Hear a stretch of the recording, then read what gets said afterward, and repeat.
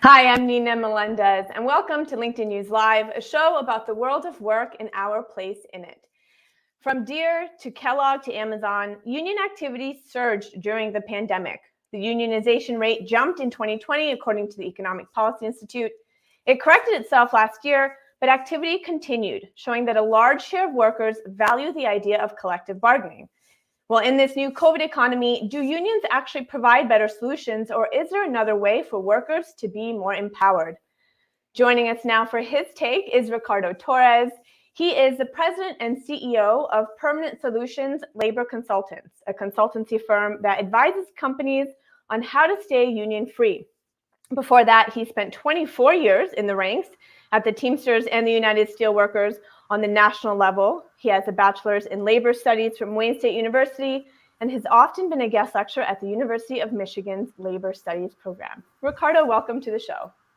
Thank you, Nina. How are you today? I'm good. I'm cold. I'm in New York, and so I'm a little cold. And you're in Michigan too. How's the weather in Michigan? Snowing? It's snowing. It's snowing right now. Ricardo, I want to just get some context for our viewers. How did you become involved in unions to begin with? You were involved for 24 years since a young man. How did that start? Well, actually, when I was a kid, me and my brothers would go picking in the fields in the summertime just to make extra money. And as a kid, I saw how those migrant workers were treated. And it just stuck with me for years. And then I just, was a natural fit. I started with the Teamsters as a rep and a trustee, and I went on to work actually programs with the AFL-CIO, lobbying in Washington, D.C., and legislative departments across the country. Worked in many different positions within the unions. With the Teamsters, I ended up as a strike director, and with the Steelworkers, I was a national organizing coordinator. But many things happened within those times, different positions also. So as someone who's had so much experience within the inner workings of unions, can you just help maybe dispel any misconceptions that people might have about unions and how they work, how they operate? Well, yeah, that's kind of a loaded question. I think a lot of people, especially today, don't really understand how unions work, what they can provide as services. I think that especially like during organizing campaigns, I think that workers who are thinking about joining a union think that the union is much more powerful than they are, and don't really understand the politics within the unions. It's quite hectic, the politics within unions. And actually, that brings me to my next question, which is you started off in the inner workings, in the ranks, and you rose in the ranks of unions, and then you switched sides effectively, and you now run a consultancy that advises companies on how to avoid unions. Why did you make that switch? Well, it was about a 10-year process for me to make that switch over, and I think it started when I was a strike director in Detroit. About 2,600 workers with the Detroit newspaper strike. And we had one of our members, there was 6 national unions, 7 locals. And one of the workers came up and he had gotten cancer. And he didn't have any coverage, any health care. So, he asked me what he could do. And I went and I talked to the Council of Unions of the unions that were on strike. And I proposed to them that they let the gentleman cross the picket line with the blessings and reestablish his healthcare benefits and then take a sick leave so he can get the care that he needed. And it was an absolute no. In fact, I got a complaint filed against me with the International in Washington, D.C. for even getting involved in that. And that, and I told the guy that I would walk him across the line myself because he had a family, he had kids. Anyway, so that is what really started. In fact, when I told him that they said no, he would. He told me that this is what really started me thinking, because he told me, he says, I would he had cancer. I would rather die as a man than to live as a scab. And it was really kind of haunting, something that I still remember like it was yesterday. And it went on for about 10 years. When I was a steelworker, I was a national organizing director with the steelworkers, and we had a campaign in, actually it was right outside Chattanooga, Tennessee. And we had a facility that was unionized, but it's a right to work state. So the workers, they try to get the workers to sign checkoff cards so they would become members, and the local could start taking dues out of them. There was about 2,000 workers there, and I had some workers there, and most of them Spanish or Indian dialect of one of the Central American countries. And I got a visit from some of the international people, and who weren't involved in the organizing, because I was the organizing director, who suggested to me that I have the my organizers inside the facility to threaten them with deportation if they didn't sign the cards. And that was the last straw. There was a lot of things that happened within that 10 years, but that was the last straw. And I walked away from the job. And but I didn't leave the job to come and work as a consultant. I left the job to further my education. And it was about 6 months to a year later when I decided to work with management. But I didn't leave for that reason. So it sounds like there were a lot of things that happened within the leadership in the unions that left you very disillusioned and kind of disagreed with sort of maybe your own values, and so you made a departure. It was a very hard decision, and as far as a union official, I was about as hardcore as you could be. But like I said, after 10 years, it was one of the hardest decisions that I made in my life. But I made it and I left. In fact, my last words when they said that to me is I told them to learn to speak Spanish and go and tell them that themselves. And they must have loved that. Yeah, and I walked away. So, but my people were in there, were the ones that were working. I just wanted to talk about them. Some people say that collective bargaining is actually a great way and a great antidote to income inequality, and that I saw a stat that said something like CEO compensation has increased in the hundreds percentage since 1978, and whereas worker compensation has stayed relatively stagnant, and that collective bargaining and unionizing is one way to sort of balance that out. What are your thoughts on that? Well, I mean, companies have to pay their workers properly. I mean, there's no doubt about that. They have to pay the workers properly. But one of the of all the issues within when workers talk to us about why they want to join a union, money is always an issue, but it's very, very rare that it's the main issue. It's treatment and communication that is the major drivers of union organizing campaigns. I want to pause the conversation very quickly, say hi to the members who are joining us from all over the world. It looks like Zunaid from India, Cello from South Africa, William from Atlanta, and Janice from Toronto. Welcome to the show. If you have any questions for Ricardo, put them in the stream and we'll get those answered. Let's keep it classy. I know this is a hot button topic, so let's be respectful. Patrick says, the main purpose of unions is to help increase minimum wage for employees. And Don says, a union gives RNs the legal right to advocate as a collective for contracts that ensures safe working conditions, protect nurses' rights, and improve wages and benefits. So thanks for your comments. Keep them coming. We love to hear from you guys. Ricardo, do you think that labor laws in the United States are broken? To an extent, they are. I mean, once again, I mean, workers, and it's true that workers have the right to negotiate and they have the right to bargain. And sometimes they will get more. Sometimes it won't change. And we look at the statistics all the time. A majority of the times that the workers, once they negotiate, they have more or less the same, and sometimes they have less. But they have the right to negotiate, and they have the right to bargain, and they have the right to unionize.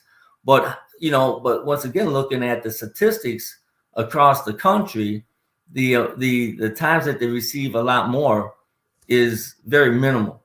But once again, going back to the main causes of union organizing is not so much the money, it's the issues, it's the treatment. And if workers receive bad treatment, then they're going to try to unionize. So the issue with employee empowerment is that there are really only two solutions for a worker, and two bargaining chips really is A, you quit and you leave and you go somewhere else, or B, you unionize. If unionizing isn't necessarily as effective, like what are some other solutions? Because having two bargaining chips alone doesn't seem like very, very effective and doesn't feel empowering for workers. Well, management has a responsibility also. Management has to give the workers a voice. I mean, that's a big issue.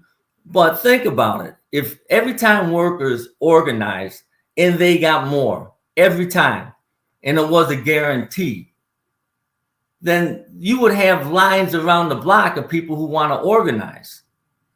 The main issue is that management has to come to the table also and treat their workers fairly, give them a fair wage, give them respect and dignity on the job. You don't need a union for that. In fact, we have lists of ULPs against unions for not representing their workers or their members also, and abuse by unions against their members. But what incentive then do companies have to treat their workers productivity, turnover rate. Turnover rate is very costly to a company. And to do the right thing, I mean, the company wants to have high productivity. A company wants to retain their workforce, a skilled workforce. In order to do that, it's foolish for them if they don't treat their workers with respect or pay them properly. But if they don't, and this is the key, if they don't do that, then the workers will go to a union and try to organize. And that's the incentive for companies to treat their workers properly. It's the right thing to do. So you're saying that it's a productivity versus a right thing to do, or it's both?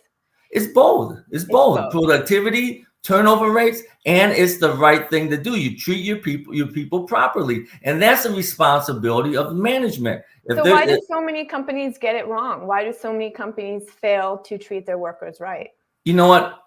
When I was a union official, I used to tell management people who I came into contact with, I make my living on bad management. And I still tell some clients the same thing today. You have to wake up and treat your people. It's all about training the frontline supervisors. And it's all about the higher up management being it's got to be a top down issue as far as training on respect, training how to talk to people, how to treat people. It comes top down. And I tell my clients, if you want to stay union free, you have to make staying union free part of your corporate DNA, which means you have to do the right thing every day. And you don't judge companies by doing the right thing when things are running smoothly. It's when things start to slow down and things start to tangle up, is how they treat their workers. And if they don't, the workers have the right to go to a union. So a lot of what we do is train companies prior to union activity on the proper way to treat their workers and to talk to their workers and what they can legally and not legally say. So that's a big part of what we do is how to train them to treat their workers right. What is success? How do you want your workers to feel? Your workers should feel proud to work for your company. And that's what we try to instill in a lot of management teams across the country. I want to bring up a question from Mary, who's asking, do you have any comparative examples of turnover rates at non-union versus union workplace? That's kind of putting you on the spot. I don't know. I don't necessarily expect you to have that data off the top of your head, or do you have some sort of examples or anything like that? Yeah, again, it's one of my positions is I was head of corporate campaigns, And let's go with the meatpacking industry. There's some facilities, whether they're union or non-unionized, who have one facility that I have in my mind right now had almost 200% turnover rate every year. And a similar facility not too far from there has about the same thing. So once again, there's no guarantee that you get a union, you're going to be represented to your expectations. And that's why, if workers want to join a union, it's not just joining a union and say, okay, then now it's the union's responsibility to care for me. Now it takes work. They have to work at it. It's not that easy. And they have to, there's a lot of unions who don't treat their members properly. And once again, we see the ULPs, across the board for both unions and management. Once again, the unions have to treat their memberships properly, and they don't always do it.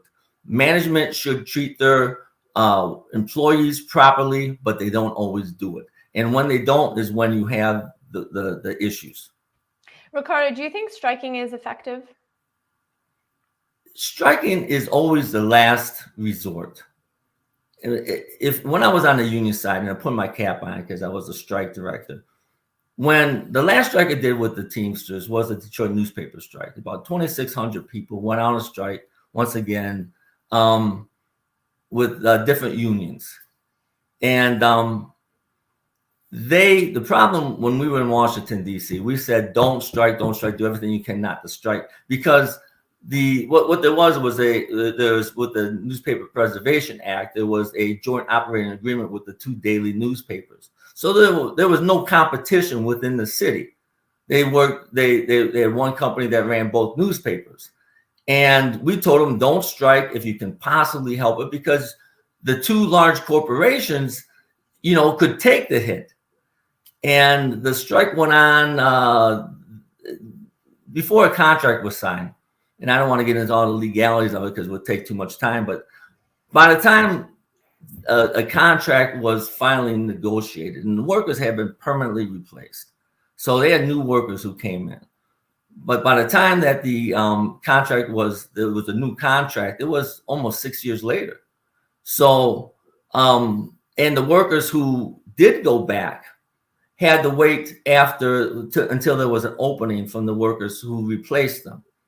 So it went on and on and on, and it wasn't effective. Only about 30% of the workers went back. But we told them not to, because they didn't, that the facilities in Detroit weren't enough to effectively harm the company or force them to come back. Now you look at other strikes like the Deer strike, where they could close it all down, so they had command. They could hurt the company. The goal in a strike is you have to hurt the company that you're striking to the point to where they say, okay, we'll give into your demands. The same thing with organizing. I've never organized happy workers. If they were content with their management teams, they wouldn't order. They would be the first ones to alert management that the union was there. So once again, in both situations, whether it be in strikes or in organizing campaigns, the goal is to effectively destroy the company as much as possible. In strikes, to be successful, you have to hurt them bad. You have to close it down. And till they come to the table and say, okay, we give, to the point of almost destroying them. And the same thing. So it's the worst situation for both the company and the workers. And trying to retain strikers, keep them on the picket line, is hard to do, because the first week, the 3 week, like the last strike that I was on, it went for years before a majority of the workers even had the option of going back. Now they lost money, they lost homes, workers had died. Some died on the picket line. They died, because they had no insurance, or they had to move out of the state to find jobs. So it's not an easy thing to do. And nobody ever says to striking workers, listen, so you're going to be on strike for years, because they never go. So, and then forcing them and keeping them out on strike is another trick that we had to deal with. But the same thing with organizing drives, to get a worker to take on the company. In fact, first of all, when my teams went out to talk to workers, they never went out there. They went out there to interview the workers. Are they ready to take the company on? Are they so angry to the point that whatever the company says that from this point on, they're not going to listen to? So my organizers' jobs was to destroy the relationship as much as possible between them and management to get them to ultimately vote yes for the union in an organizing job. So if there are issues of bureaucracy, it sounds like to me that there are issues of bureaucracy within unions and also issues of management. If you have a group of workers who are at a company and who are thoroughly dissatisfied and are being treated poorly, what about the idea of them unionizing between themselves, not having to be part of a larger national or union? What do you think about that? Well, there are independent unions, but they have to meet a legal, level. There has to be things that they do that's legal, and they have to register. But they have an independent union. In fact, the government looks at it very, very closely, because in the past there was something that they used to call company unions, where companies would kind of urge the workers to form their own union, and then they would pretty much control it. But yeah, workers have the right to form independent unions. And as do long you as it's support done that? properly. Do you support that, Ricardo? Well, I don't think it's near. I mean, I'm jumping from hat to hat. Okay, now I'll put my union hat back on. At the time, no, I didn't think it was effective, because what if they take a strike? The independent union doesn't have the money to support the strike. Doesn't have the money to file grievances. It doesn't have the money to go to arbitration. They don't have that ability. So for the workers back in my union days, no, it wasn't nearly as effective. So then what should they do? So then here we have a situation, a company that's mistreating their workers, a group of people who are dissatisfied and want to protest. What do they do? What do these 20, 30 workers do in order to be more empowered at their company? Well, once again, it's there's no guarantees for them to unionize. I think that, and the reason why I'm working with management now, because I don't think that it's necessary, as long as management does what's right, right by their employees. So I would suggest, and once again, I'm doing a good job of putting me in two positions, but I think that if workers feel that there's an issue, that they ought to go and talk to higher up management and try to get them to listen to their demands. But once again, if a company's doing things properly, that's not necessary. I firmly believe that it's not necessary. Even if they join a union, there's no guarantee, once again, that they're going to get anything more than they have now. They're not going to get treated better than they are being treated at the time. It's just smart for management to do it. And once again, I've never seen it in a contract that my boss can't be a jerk. It's just not the right thing to do. And once again, if management teams are smart, they will treat their people properly. If they don't care about their people, they're not going to care about the people, whether there's a contract or not. Mm-hmm. And there's no guarantee that those workers are going to make more. They could make less at the end of a contract being signed, even if a contract's being signed. Just because someone goes to negotiate a contract, a union, for a group of workers, doesn't mean that they're going to get a contract. And many times, because it goes on, that union will walk away from it, or it takes so long that the workers will decertify the union. So it's a lot more complicated than just, yes, we're being treated badly, we want a union, or no, we don't want a union. There's a lot of legalities that come along with that. They have a year to negotiate a contract, but if they don't, then the workers can walk away, or the union could walk away also. And it happens in both cases all the time. I have one last question for you, Ricardo. I have a ton, but unfortunately we're running out of time. When you consult with companies and when you sit down with their executives and maybe their HR folks, what is the main thing that they get wrong about employee-employer relations? Because if it were so easy to be a good company that treats employers right, then there wouldn't be this history of needing to unionize. There wouldn't be disgruntled workers. There wouldn't be dissatisfaction. So there's something that the companies are getting wrong. And when you advise them, what would you say is like the top things they get wrong? Actually, Nina, it is not all that complicated. Okay, great. But it has to be consistent. I mean, what companies need, the biggest cause, and I've been doing this a long time, and I've thousands of on the union side and working with management, but on the union side, thousands of petitions that I had my organizers working on across the country. The biggest cause of union organizing campaigns or workers being disgruntled is a breakdown in communications on the main floor with the frontline supervisors, the supervisors that they deal with all the time. The biggest thing is a breakdown of communications and the breakdown of trust. And what drives that fuel, and this is where the union organizers come in, what drives that fuel is anger. Companies have to realize that they have a natural advantage. And real quickly, I'll put it this way. It's just like flight attendants. If you're in a plane, and this is a personal story, I was flying from Detroit to California a few years back, about 6 or 7 years back. And there was some turbulence. And the plane, it hit something and it dropped. And everybody shook, and a couple items came out of the overhead bins. And everybody, including myself, looked to the flight attendant for direction. Automatic. It was look to the flight direction, the flight assistant for direction.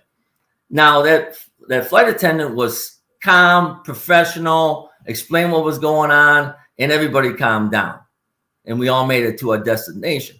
But if that flight attendant started running up and down the aisle screaming, "Oh my God, we're going to die," then everybody else would have panicked.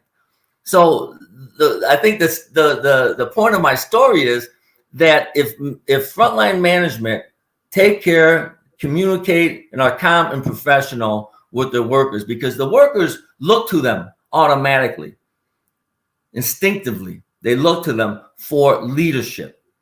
If they don't provide that leadership, then there's a loss of trust, and to the point to where they don't even want to talk to them anymore. Where workers say, "Forget it, I'm not going to waste my time anymore." That's when they call the union, and that's when I had my teams going there to talk with the workers who wanted to unionize. Were they at that level where they finally gave up? But there's a lot of things that happen between workers being angry or inconsistent policies or favoritisms or just disrespect, to the point where they organize. And there's so many times when companies can correct the situation by making sure that their management teams are treating the workers properly. So many things happen between those times. It's not overnight. So right. Once again, if a company wants to stay union free, they have to make that part of the corporate DNA. Ricardo, I really appreciate you joining us on the show. I want to end on a comment that our member made. Kyle agrees with you, Ricardo, and he says, training employees and offering a career path for every employee is a guaranteed positive return on the company's investment. So yeah, one way to help avoid unions is to just treat your employees right. The employees don't complain. And real quick, Nina, if there's the one thing that you can't fake is sincerity. So when you hire people, make sure that they are the right people for your group of workers. Make sure that they really care, because that's one thing that can't be faked. In sincerity, it can't be faked, and workers will see through it every time. Right, and the opposite is true as well. When you're joining a company, make sure that what the recruiter is saying is true, that it is a good place to work, that the company culture aligns with your own values and all that stuff. Spot on. Yeah. Ricardo, we have to leave it there. I'm sorry to cut the conversation short, but I want to thank you so much for spending time with us and letting us pick your brain here on LinkedIn. It's my pleasure. It's my pleasure. You take care. Take care and stay warm. That was Ricardo Torres, President and CEO of Permanent Solutions Labor Consultants. And I'm going to continue the conversation at our LinkedIn audio event, so you can join me there. It's audio only, and you can come in with your questions. I'm going to be sharing sort of what I've learned from this conversation and some of the research I've done. The link should be in the stream, so you can click on that. That begins at 3:35. And I do want to give a quick shout out to our LinkedIn fellow, Austin Martinez, who helped with research for the show. So thank you, Austin. Next week on Monday, we'll be discussing the metaverse. It's become a ubiquitous word in tech, gaming, and investment circles. But what does it do exactly, and how is it going to impact the future of work? You won't want to miss that conversation. I'm Nina Melendez. I want to say a big hello and goodbye to our dear colleague, Madison, who's moving on to greener pastures. Madison, you've been a joy to work with, and you've been so pivotal here on LinkedIn News Live. So thank you for all your hard work on the show. I'm Nina Melendez. Thanks for watching.